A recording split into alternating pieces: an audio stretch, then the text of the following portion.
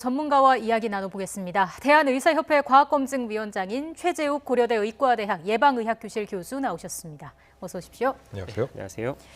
자, 신규 환자가 30명대가 됐습니다. 수도권 재유행 이후 가장 낮은 수치를 보이고 있는데 지금 방역망 내에서 관리가 되고 있다. 이렇게 좀 보면 되겠습니까? 네, 충분히 그렇게 말씀드릴 수 있을 것 같습니다. 네. 지금 방금 전에도 자료화면 또 이 중대본에서 발표했듯이 오늘 그 국내 환자만으로는 23분이고요. 네. 다 합쳐서 이제 해외 유입까지 해서 38분입니다. 그래서 지난 그동안에 있던 것 중에서 가장 이제 숫자가 좀 줄어서 충분히 방역 당국의 방역 역량과 또 치료 역량의 관점에서 통제 가능한 범위, 관리 가능한 범위 내에 있다고 볼 수 있을 것 같습니다. 네. 교수님, 그런데 그 최근 진단 검사 건수 자체가 좀 줄어서 검사 건수 자체가 준 게 이 신규 확진자에 영향을 준 것 아니냐 이런 분석도 있던데요. 어떻게 보십니까? 그 점은 이제 두 가지 측면에서 봐야 됩니다. 첫 번째는 이 주말인 경우에는 이 좀 감소하고요. 다시 주중에 증가하고 그래서 좀 그래프가 여기 자료에도 보이다시피 올라갔다 내려갔다 올라갔다 이제 계속 반복하지 않습니까? 네. 그럼에도 불구하고 통상 주중에는 10,000건이 항상 넘었고요. 좀 이제 환자가 많을 때는 20,000여 건에 근접해 있었던 그런 상황이 있습니다. 그래서 이런 부분을 감안해서 봤을 때 검사 건수가 작고 그것 때문에 확진자 수가 적다 이런 표현은 적절치 않고요.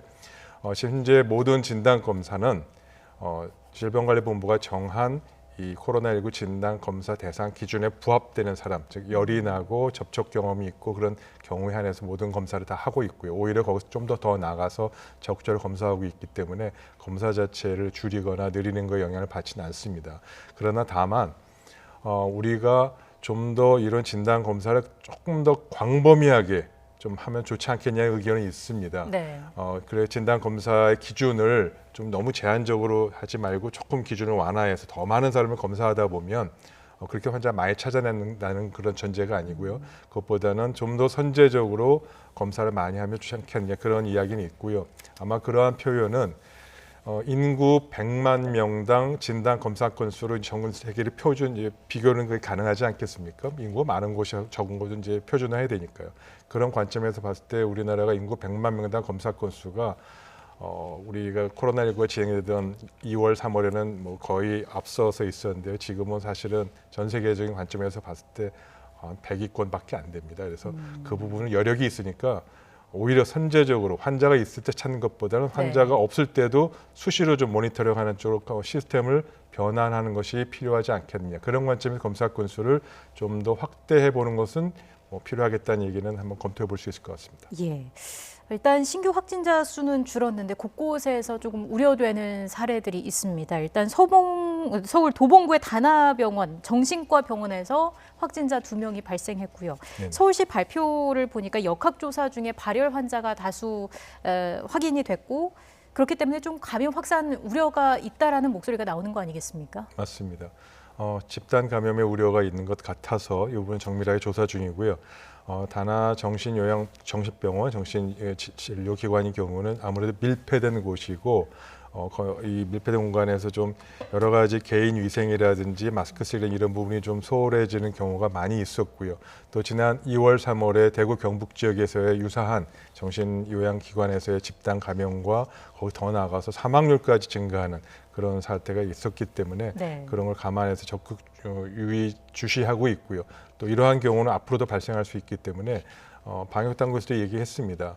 이 의료기관의 경우에는 특히 정신요양이나 또 요양병원 같은 기관에는 발열 체크, 출입자 명부 관리, 외부인 면회 금지와 같은 조치들이 좀 엄격하게 지켜져야 될 필요성을 강조했던 것을 감안해서 다시 한번 꼭 강조할 필요가 있다고 생각합니다. 네. 교수님, 그리고 이렇게 산발적인 집단 감염이 이어지는 데다가 감염 경로가 불분명한 환자 비율이 여전히 최근 2주를 기준으로 20%를 웃돌고 있더라고요. 그리고 신규 환자 5명 가운데 1명은 언제 어디서 어떻게 감염되는지를 모른다는 얘기잖아요. 특히 추석을 앞두고 있어서 이른바 조용한 전파를 매개로 전국적인 확산이 이루어지는 것 아니냐 이런 걱정이 큰데 어떻게 보십니까? 네, 그 점은 지적하신 바와 같습니다. 감염 경로를 모르는 상황에서는 언제 어디서 어떻게 감염이 이루어지고 있는지 파악하지 못하는 것이니까 추적 관리가 불가능해서 추가적인 감염을 막기 어려운 지점이 되겠죠. 그러나 그럼에도 불구하고 워낙에 감염자 숫자가 지금 신규 확진 숫자가 줄었기 때문에 그런 위험성은 계속적으로 상대적으로 줄어드는 것이라고 보여서 조금 안심이 됩니다만 이 감염 경로를 모르는 이 퍼센트를 지금은 20% 가까이 넘지 않습니까? 근데 20%를 최소한 10% 미만으로 줄여야 되고요. 그게 목표입니다.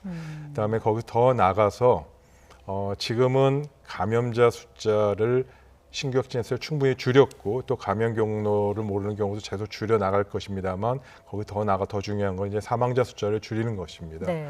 지금 8월 한 달만 해도 사망자 숫자가 안타깝게도 83분이나 됐고요. 9월 달 기준으로 83분이고요. 지금 8월 달 23분에 비교하면 거의 350%가 증가했습니다. 그리고 신규 확진자 숫자 증가하는 것에 아울러서 사망자 숫자는 바로 같이 증가하는 것이 아니고 보통 2주에서 한 달 후에 그 효과가 나타납니다. 그래서 아직도 사망자 숫자는 계속 좀 당분간 증가할 겁니다. 그래서 사망자 숫자를 관리하는 것, 즉 사망자를 최소화하기 위해서는 의료 체계의 역량 강화와 중환자, 위중환자 치료 시설의 협조, 또 적극적인 치료에 대한 부분, 또 이런 위중 환자에 대한 관리 체계의 강화 이런 부분들이 좀 더 계속적으로 들여다봐야 될 시점이라고 보입니다. 네. 자, 이런 가운데 내일부터 추석 연휴가 시작됩니다. 아무래도 재확산의 기폭제가 되는 거 아니냐 이런 우려가 나오고 있는데 확진자 수가 낮아졌다고 해서 절대 해이해져서는 안 되겠죠. 그럼요.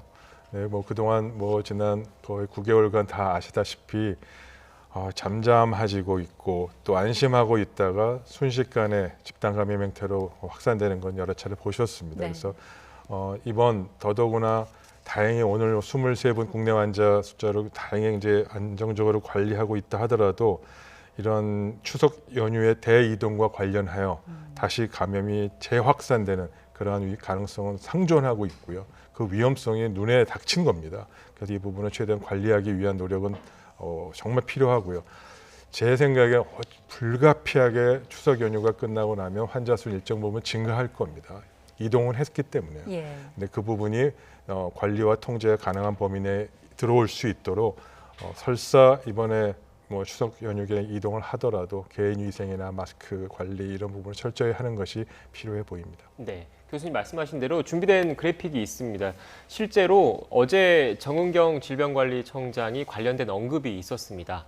5월 그 황금 연휴 그리고 8월 초에 여름 휴가 기간이 끝나고 나서 실제로 신규 확진자가 이렇게 많이 늘었다. 그래서 조심을 해야 된다라는 취지였는데 보시는 것처럼 그 부처님 오신 날이죠. 4월 30일부터 5월 5일까지가 황금 연휴 기간이었는데 한 자릿수를 유지하던 하루 신규 확진자가 5월 5일 어린이날 이후에 두 자릿수로 증가를 했습니다. 그리고 8월 초가 7말 8초에서 여름 휴가 성수기잖아요. 네네. 지금 8월 초 그 첫 주에 보면 두 자릿수, 50명 미만 두 자릿수. 지금 오늘 기준 그 신규 확진자 수가 비슷한데 그 50명 미만 두 자릿수였는데 8월 첫 주가 지나고 나서 저렇게 지금 세 자릿수로 급증했습니다. 결국 가장 중요한 거는 많은 사람들이 이동을 하고 접촉이 많아지기 때문인 거겠죠? 네, 맞습니다. 즉 이동과 접촉이 많아지는 것, 이 두 가지가 결국은 이 감염병 확산의 매개체가 되고요. 이 부분은 피할 수 없는 부분이고요. 근데 아시다시피 그렇다고 모든 사회가 모든 개인이 봉쇄돼서 갇혀 살 수는 없지 않습니까? 사회활동도 해야 되고 또 이런 명절이라는 부분도 어쩔 수 없이 필요한 부분도 있고 해서 이런 부분들을 통해서 감염이 추가적으로 좀 확산되고 감소하고 이런 부분을 어찌 피할 수 없다는 것으로 생각하고 방역정책하는 것이 방역정책 수립하는 것이 좋겠고요.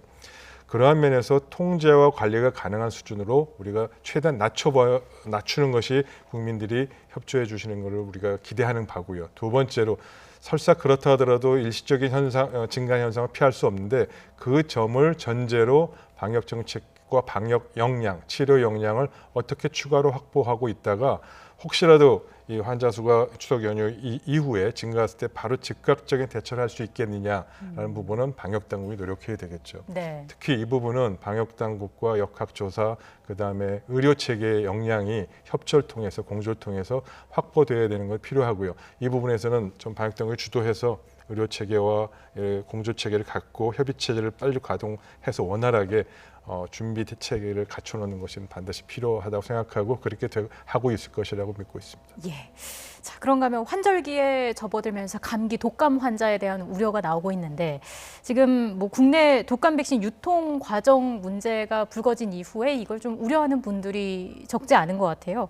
지금 보면은 전국 10곳에서 상온 노출이 의심된 독감 백신이 접종이 이루어졌다고 하는데 한 명이 통증 등 그 이상 반응을 보였다고 하지 않습니까? 네네. 이게 뭐 문제가 있을까요? 통증, 즉 접종 부위에 통증이 있었다라는 예. 건데 사실 이 부분은 이상 반응이라고 보기는 어렵고요. 그러한 그 반응, 그러니까 이상 반응은 예견됐던 것으로 보여지고 통상 그거는 뭐 충분히 그런 경우가 많이 있습니다. 아, 그래서 일반적인 사례이기도 한가요? 네네. 물론 뭐 통증이 없는 경우도 많이 있습니다만 주사 맞은 부위에 통증이 있거나 좀 발적이라서 좀 빨갛게 되거나 조금 붓거나 이런 부분은 이제 후유증으로 보통 알려져 있는 거고요. 이 부분은 예견 가능한 것이어서 특별히 치료가 그렇게 필요하거나 우려할 만한 상황은 아닙니다. 다만 우려할 만한 것으로 예기치 못하고 소수에서 좀 위중한 그런 합병증이 있는 경우는 주의해야 되겠죠. 예, 그런 부분은 이제 환자분들에게도 접종 끝나고 난 다음에 반드시 알려드립니다. 예. 의사들이 예를 들어 그런 부분들이 어지럽거나 고열이 아주 심하게 나거나 기침이라든지 또 그 외에 전신 증상이 갑자기 그 다음 날이나 뭐 맞고 난 다음에 몇 시간 후에 나타나서 이런 증상이 진행되는 경우는 이건 예기치 못한 경우고요. 그러한 경우에서는 바로 의사에게 직접 다시 연락하고 추가적인 진료 받도록 하는데 아주 극히 예외적인 상황입니다. 네, 교수님 연장선상에서 생후 8개월 아기가 백신 접종을 받은 이후에 마비 증상 보였다는 언론 보도도 있었거든요. 이게 물론 추가적인 조사가 필요하겠지만 인과관계가 좀 있을 가능성이 있겠습니까? 아직은 그 인과관계 판단할 수는 없습니다. 아직 역학적인 조사뿐만 아니고 의학적인 그런 전문적인 조사를 거쳐야 되고요. 현재까지 알려져 있는 이런 백신들이 백신은 굉장히 종류가 많습니다만 그런 백신들에 따라서 이런 아주 좀 위중한 이런 마비 증상이 이런 증상이 오는 것이 보고된 바는 그렇게 거의 없다고 보시고요. 네. 또 그렇게 보는 걸 통해서 안전성에 대한 이슈가 정리가 됐기 때문에 허가가 나오고 사용이 되는 것입니다. 물론 그럼에도 불구하고 이 모든 백신이나 모든 약품은 100% 안전한 것이 어디 있겠습니까? 0.0001%의 부작용도 있을 수 있고 네. 이 접종자가 10,000명, 20,000명이 아니고 수천만 명, 수억 명이 되다 보면 아주 정말 예상할 수 없던 부작용도 있을 수 있는 것이기 때문에 이러한 그런 증상이 보고된 부분도 철저히 조사와 또 추가적인 이런 검사를 통해서 여러 가지 가능성을 확인하는 그 결과를 두고 보는 것이 바람직할 것 같습니다. 예. 그런가 하면 독감과 코로나19 동시 감염 사례가 국내에서 3건이 발생됐다고 보고가 됐습니다. 중증은 아니었다고 하는데 독감과 코로나19 동시에 감염되면 그 위험성은 어느 정도일까요? 아직 그 코로나와 독감과의 그런 동시 감염을 통해서 지금 정확하게 알려진 건 없습니다. 그러나 최근에 보도된 그 영국에서 보고된 바에 의하면 영국 이제 공중보건국 우리나라 이제 질병관리본부 같은 그런 공중보건국에서 19,000명을 대상으로 이제 조사를 해봤어요. 네. 과거의 이제 경험 사례를 보니까요. 그랬더니 두 가지 참 좀 주목할 만한 것이 있는데요. 예. 그 한 가지는 알고 있던 겁니다. 독감을 걸리신 분이 의외로 코로나19에 감염될 확률은 오히려 줄어들어서 예방 효과가 있다는 것이 확인된 바가 첫 번째고요. 그러니까 즉 독감을 걸린 분이 58% 정도는 오히려 코로나19에 잘 안 걸리더라. 예방 효과가 있더라는 거예요. 예. 근데 그렇다고 독감을 걸릴 사람이 누가 있겠습니까? 예. 그거는 이제 사실 의미는 없는데 연구의 관점에서 의미 있고요. 그러나 지금 우리가 더 중요하게 생각해야 되는 것은 독감과 코로나19가 동시 감염되는 경우에는 독감 단독 혹은 코로나19 단독으로 걸렸을 때보다 사망률이 증가한다는 것이고요. 보통 코로나19만 감염됐던 것에 비해서 약 2배 정도 사망률이 좀 높은 것으로 알려져 있습니다. 그래서 독감과 코로나19가 동시에 감염되는 트윈데믹, 대유행이 동시에 되는 이런 부분에 대한 우려성을 갖고 이제 이번에 독감 백신도 전국적으로 확대하는 것 아니겠습니까? 그래서 이 부분에 대한 굉장히 조심해야 될 것 같다는 생각을 의료계도 다 같이 공유하고 있고요. 국민들께서도 워낙에 이 부분은 잘 알고 계시기 때문에 이번 독감 백신을 접종함으로 인해서 이러한 추가적인 동시 감염에 대한 위험성은 최대한 줄이는 것이 바람직할 거라고 생각합니다. 네. 교수님 마지막으로 트윈데믹 말씀하셨잖아요. 트윈이라는 게 결국 쌍둥이라는 뜻인데 유사한 질병이 동시에 유행하는 걸 트윈데믹이라고 하지 않습니까? 네, 그런데 맞습니다. 말씀하신 것처럼 코로나19와 독감 증세가 유사한 측면이 있을 텐데 이걸 구별할 수 있는 방법은 없겠습니까? 현실적으로 일선 의료기관에서 또 혹은 환자가 이걸 구분하기는 어렵습니다. 결국 PCR 검사와 같은 유전자 검사를 통해서 이 바이러스가 코로나19 바이러스구나 혹은 인플루엔자 바이러스나 이제 확인하는 그 방법밖에 없고요.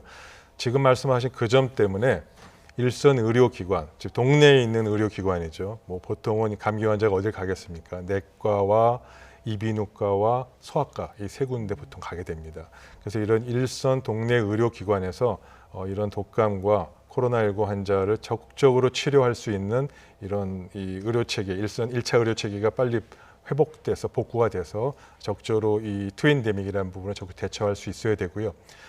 그것이 왜 중요하냐면은 사실 지난 8개월간 이 코로나19에 대한 감염 우려 때문에 감기조차도 사실 치료를 제대로 받지 좀 못하는 상황이었습니다. 국민 여러분께서도. 그래서 일선 의료기관이 거의 붕괴 직전이고 더 나아가서 국민들의 1차 의료 이런 가장 보편적이고 흔히 겪을 수 있는 이런 치료도 제대로 받지 못한 부분을 이제는 방치할 수는 없고요. 빨리 1차 의료가 회복이 돼서 복구가 돼서 독감뿐만 아니라 코로나19도 제대로 치료할 수 있는 시스템으로 정상화되는 것이 바람직하다고 보입니다. 네, 알겠습니다.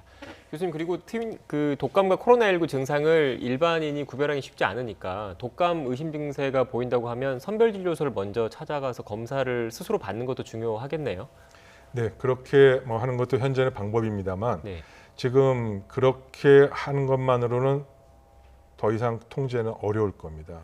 왜냐하면 독감은 또 이 숫자가 굉장히 많기 때문에요. 독감 환자분을 이제 선별진료소에 의존해서 하는 건 어렵고요.